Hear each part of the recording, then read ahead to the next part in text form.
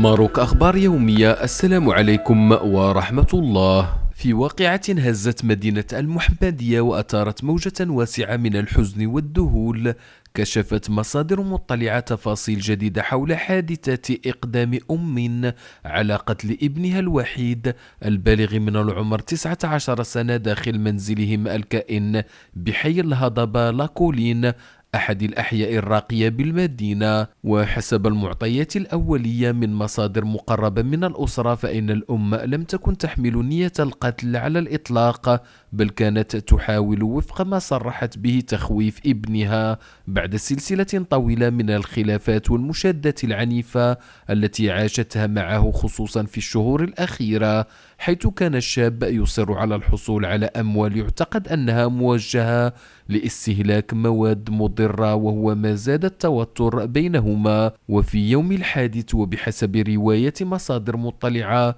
تعرضت الأم لاعتداء من ابنها بواسطة عصا بيسبول أصابها قرب الرأس، ما دفعها في لحظة خوف وارتباك إلى الإمساك بسكين محاولة تخويفه فقط، إلا أن المشادة تحولت إلى فوضى، وخلال ثوان فقدت السيطرة على الموقف لتنغرس السكين في جسد ابنها وتحدث جرحا غائرا تسبب في نزيف حاد.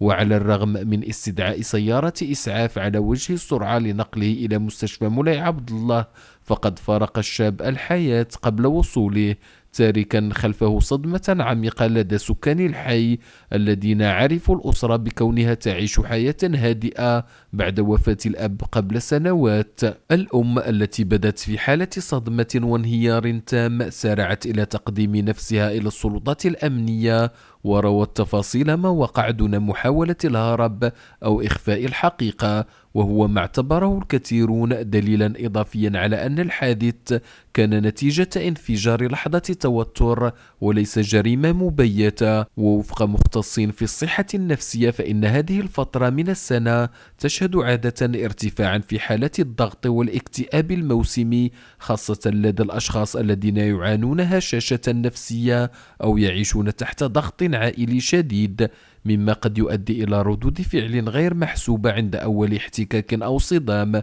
وتبقى الحقيقة المؤلمة أن شابا في مقتبل العمر فقد حياته، وأن أما فقدت فلذة كبدها الوحيد في لحظة مأساوية سيظل أثرها يلاحقها إلى الأبد. وهي رسالة مفتوحة للجميع: عند الشعور بالغضب أو التوتر ابتعد فورا عن مكان الشجار، استغفر، خذ نفسا عميقا، ولا تمسك أي أداة قد تحول لحظة غضب إلى مأساة لا رجعة فيها.